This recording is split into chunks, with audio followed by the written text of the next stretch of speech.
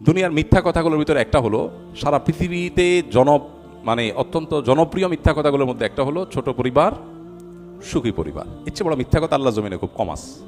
এর আগে বলছিলাম যে আমাদের এক বন্ধু আছে, নিউ ইয়র্কে থাকে। সে তার কথা এটা আমার কথা না, জাস্ট তার কথাটা একটু অভিনব, সেজন্য বললাম। সে বলতেছে যে আমি ওসিয়ত করে যাচ্ছি, আমার দুইটা মেয়ে আছে, এদেরকে বিয়ে দিতে, যেই ফ্যামিলিতে অনেক ছেলে মেয়ে আছে ওই ফ্যামিলিতে যেন বিয়ে দেওয়া হয়। একটা দুটো বাচ্চা আছে, এরকম ফ্যামিলিতে যেন আমার মেয়েটাকে বিয়ে দেওয়া না হয়। এটা আমি আমার ফ্যামিলির সবাইকে ওসিয়ত করছি। আমি বেঁচে থাকলে তো আমি করবো, আমি মরে গেলে যেন এটা খেয়াল করা হয়। তাই আমি বললাম যে সবাই তো উল্টাটা চায়, আপনি এটা কেন চাইলেন?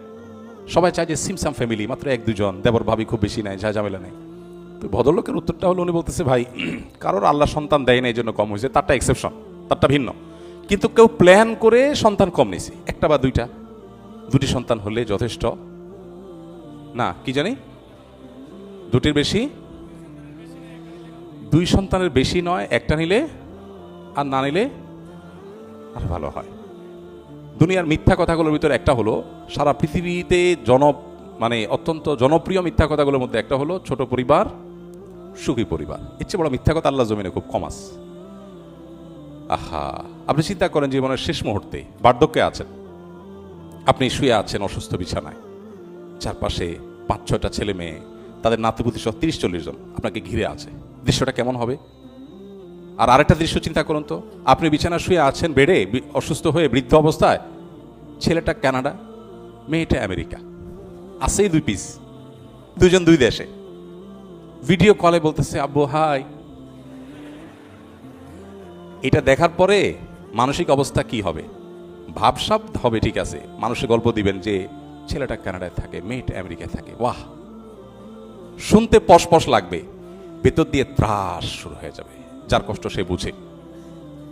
সন্তান কাছে নাই, নাতিপুতি বছরকে বছর ও ভিডিও কলে একটু দেখে, এটা যে কি জ্বালা, কি কষ্ট, এটা বেশিরভাগ মানুষই বোঝেন না। এই জন্য দিন আমাদেরকে বলেছে আমরা যেন কোরআন এবং হাদিসের কাছে সমর্পণ করি, এর মধ্যেই কল্যাণ আছে। অতএব ওই ভদ্রলোক বলতেছিলেন যে যেই ফ্যামিলিতে বাচ্চা কাচ্চা অনেক কম, এবং তারা একটা হলো আল্লাহ কম দিচ্ছে, তারা চেষ্টা করছে, হয় না, সেটা ভিন্ন কথা, কিন্তু ইচ্ছাকৃত বাচ্চা কাচ্চা কম নিচ্ছে। তো এটা ওনার বক্তব্য, শুনতে একটু শ্রুতিকটু হতে পারে, আপনারা অন্যভাবে নেবেন না, আমার বক্তব্য না, বাস্ট কথাটা বিবেচনার যোগ্য। তিনি বলতেছেন যে তার মানে এই লোক ছোট লোক, এটা বেশি বড় কথা হয়ে গেছে। আমি তার কথার সাথে পুরোপুরি সাধারণভাবে বলার সাথে একমত না, বাট আমি বলি কথাটা, যে সে বলতেছে লোকটা, কারণ হলো যে আল্লাহর রিজিকের ব্যাপারে তার বিশ্বাস নাই, ভরসা নাই, সে চিন্তা করে যে সন্তান বেশি হলে ঝামেলা। আর সবচেয়ে বড় কথা হলো যে, এটাও ওই ভদ্রলোকের বক্তব্য, যে ফ্যামিলিতে অনেক ভাই বোন থাকে, সেখানে দেখা যায় বাবা একটা আইসক্রিম আনছে, একজনের 2 চুষণ খায়, আরেকজনকে দেয়, আরেকজন বা একটা কিছু আনছে ভেঙে চলে, শেয়ারিং শিখে, আর আসেই 2টা বা আসেই একটা, ও স্বার্থপর টাইপের হয়, কারণ ওই ফ্যামিলিতে ওইভাবে গড়ে তোলা হয়। বাকি এটা ইন্ডিভিজুয়াল প্রত্যেক ব্যক্তির ক্ষেত্রে খাটবে না। এমন হতে পারে, উল্টাও হতে পারে, যে একটা ফ্যামিলি অনেক বড় ফ্যামিলি, স্বার্থপর, আবার অনেক ছোট ফ্যামিলি অনেক ভালো মানুষ হতে পারে। বাট ইন জেনারেলি এটা আসলে আল্লাহর রাজ্জাক এই গুণবাচক নামের প্রতি বিশ্বাস এর দুর্বলতা থেকে অনেক সময় হয়, এটা হওয়া উচিত না। যাই হোক, আর আমাদের বাপ চাচারা যে বিয়ে শাদী করছেন, আমরা তো এখন দেখতে পাইতেছি, আগের যুগে মানুষ এত লাজুক ছিল, এত লজ্জা, এত শরম ছিল, দেখতে নিয়ে গেছে, মাথা উঠায় তাকায় ওরাই মুরব্বীদের সামনে, লজ্জা, কি বিয়ে করে আনছে নিজেও জানে না। বাসরাতে আসছে, বিদ্যুৎই নাই গ্রাম, হারিকেন ডিম করে জ্বালানো আছে, এখন জোরে জ্বালালে আবার পাশের ঘর থেকে বোঝা যাবে, কারণ কাঁচা ঘর, পাশের রুম থেকে দেখা যাবে। বেচারা তার বউটা একটু ভালো করে দেখতেও পারে নাই, এই বউ নিয়ে সংসার করছে 60 বছর, 70 বছর, 80 বছর, টিকে গেছে। জাপানি মালও এত টিকে না, এইরকম টিকে গেছে। এখন শয়তান বুদ্ধি দিচ্ছে কি, না না না না, আগে একটু বোঝাপড়া দরকার আছে।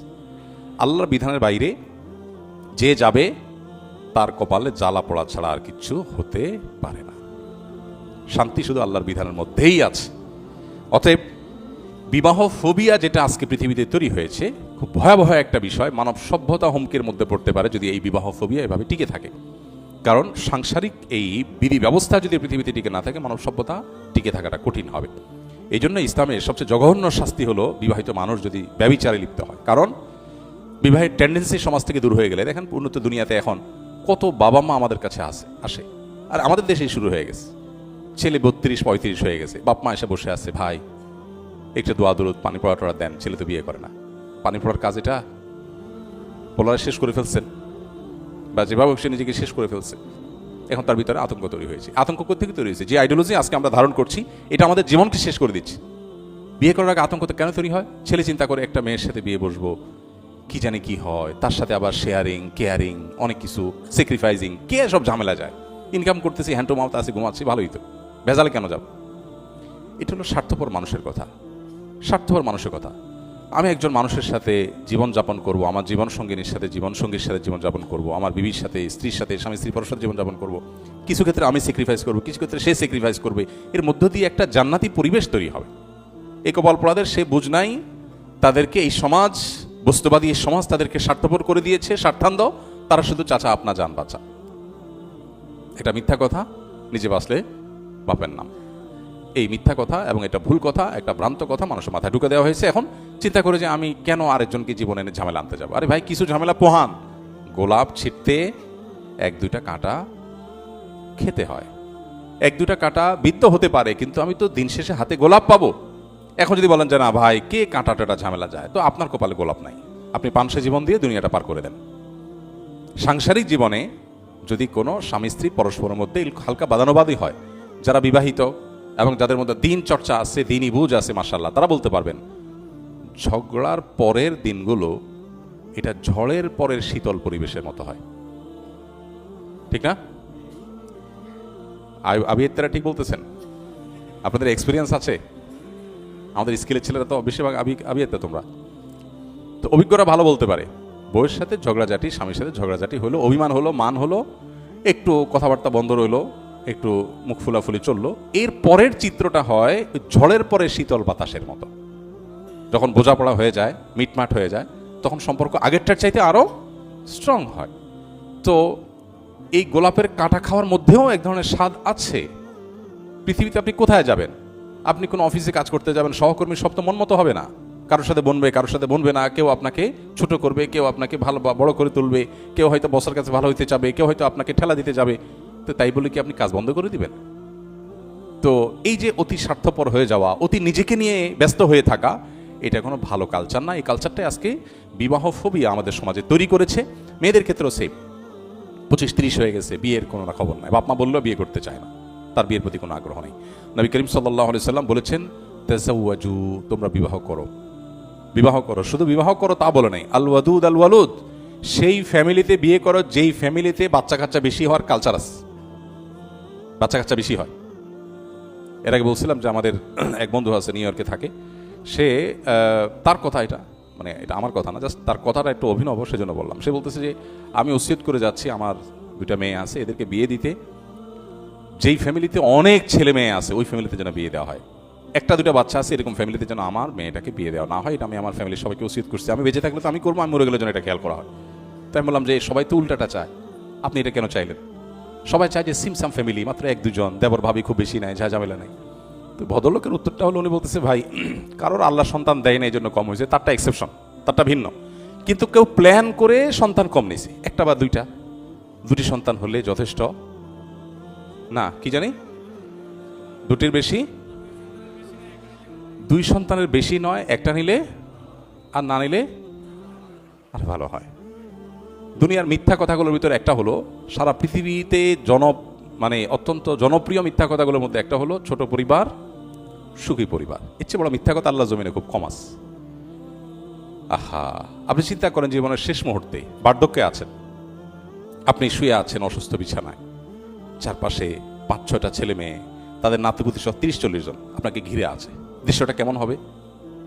আর আরেকটা দৃশ্য চিন্তা করুন তো, আপনি বিছানা শুয়ে আছেন বেডে, অসুস্থ হয়ে বৃদ্ধ অবস্থায়, ছেলেটা কানাডা, মেয়েটা আমেরিকা, আছে 2 পিস, 2 জন 2 দেশে, ভিডিও কলে বলতেছে আব্বু হাই।